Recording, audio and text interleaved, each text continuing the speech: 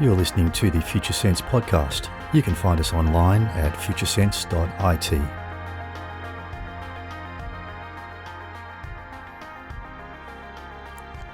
Welcome to episode 135 of Future Sense, covering the 2020 US presidential election and including a warning of impending economic disruption.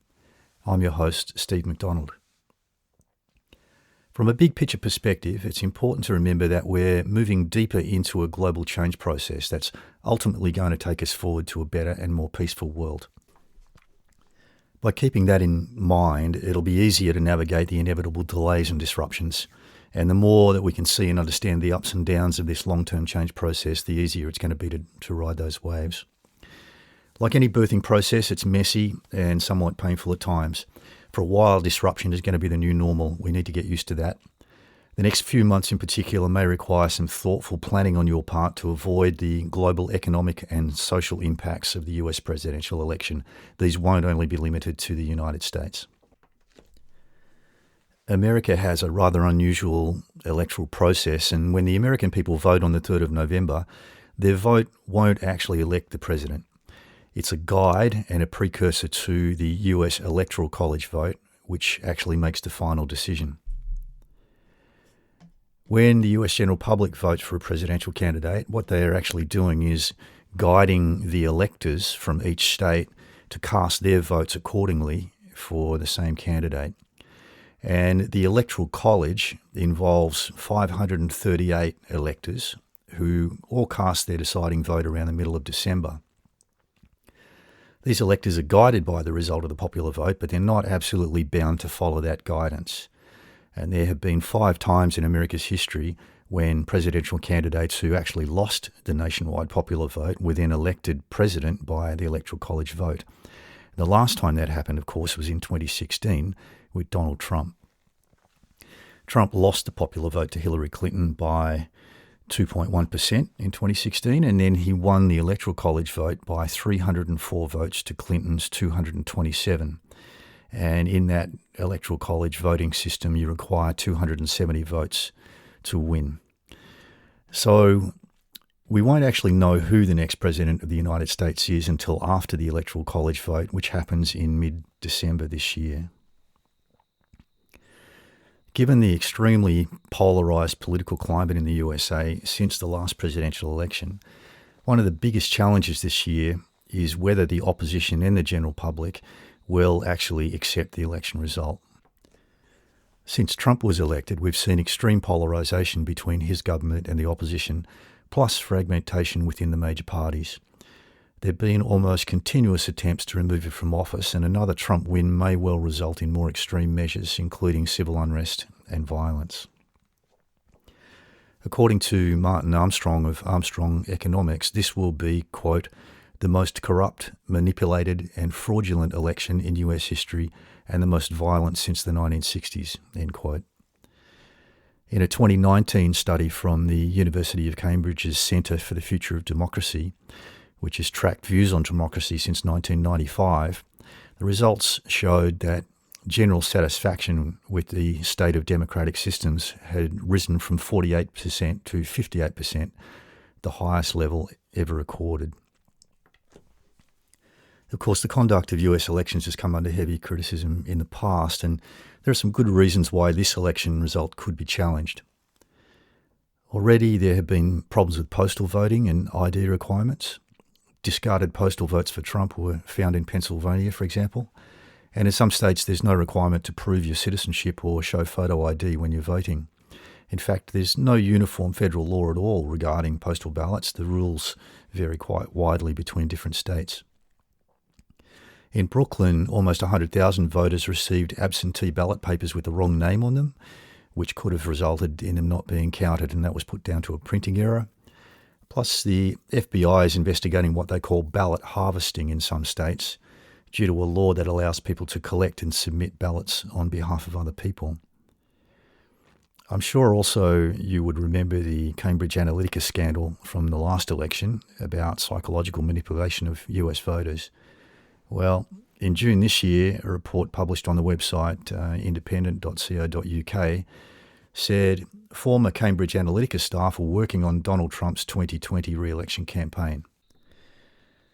You might remember that Cambridge Analytica was closed down after being subjected to extreme media scrutiny following the 2016 presidential election.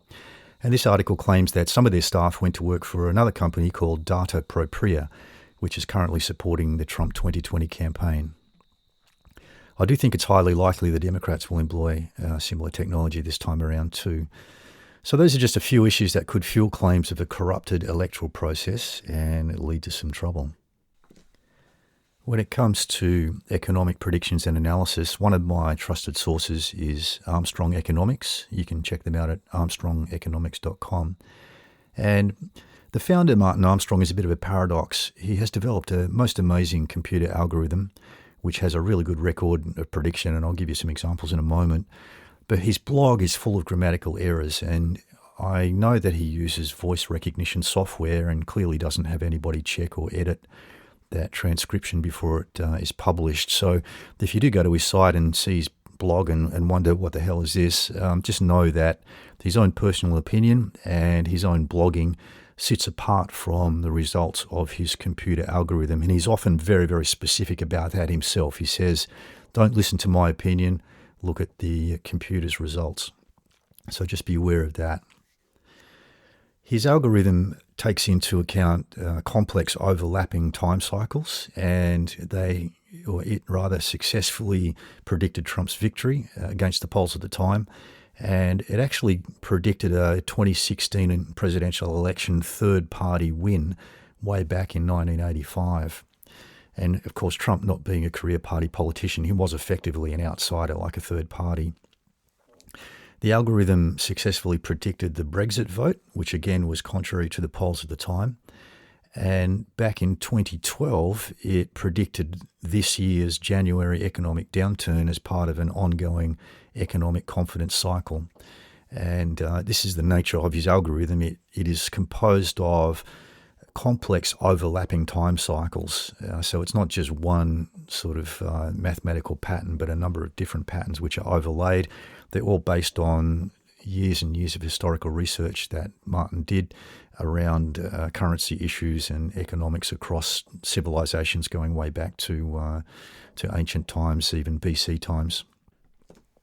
So here's what the Armstrong Economics predictive algorithm says about the 2020 US presidential election. It says that Trump should win, but that it will be a very tight margin for the popular vote. He should win the Electoral College vote fairly clearly, they expect. If the Democrats do win, their policies will seriously damage the economy and they will lose power in 2022. And the earliest the popular vote result may be released to the general public may be the week of 23 November. So that's almost 3 weeks after the actual vote. Now, remember I said earlier in this episode that Armstrong Economics were expecting this to be the most corrupt election in US history. So it's possible that their prediction that Trump wins the vote may well be correct, but that somehow the results are corrupted. In other words, anything can happen. Armstrong Economics is saying that functioning government has ceased to exist. That sounds familiar to me. And they're saying we should expect increasing government dysfunction and aggression into 2032. And you might remember, if you're a regular listener, that I've been saying for quite some time, I expect 2032 to be a significant tipping point in this long-term change process. Of course, dysfunctional governments aren't restricted to the United States. This is happening all over the world. And it's just one example of the widespread systems dysfunction that we're seeing from old paradigm social systems, which were designed before the internet existed and just can't cope with the complexity. Back to Armstrong Economics now. They're observing that a sovereign debt crisis is absolutely central to the political chaos that we're seeing at the moment.